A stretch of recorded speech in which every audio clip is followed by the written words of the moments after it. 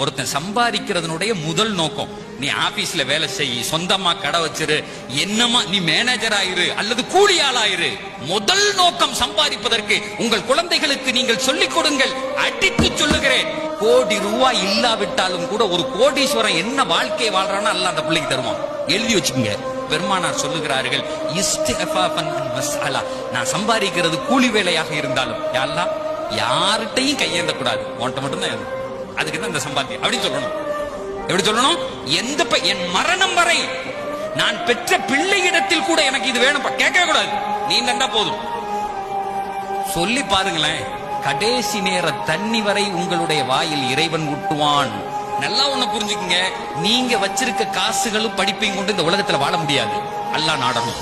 கோடி ரூபாய் இருக்கவன் கூட ஏதாவது ஒரு நோயில இழுத்து பட்டு செத்து போறான். அந்த பணம் பயன்படவே பயன்படாது, அந்த அறிவு பயன்படவே பயன்படாது. இந்த உலகத்தில் எதுவாக இருந்தாலும் இறைவன் நாடணும். எத்தனையோ பேரு ஏழையா இருப்பான், 4 குமர் இருக்கும், கட்டி கொடுத்துருவான்.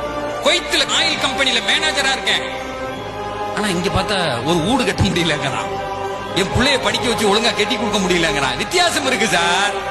எவனிடத்திலும் வாழ்க்கையில் கையேந்தி விடக்கூடாது. இறைவனே என்னுடைய மனதை நிரப்ப வேண்டும்.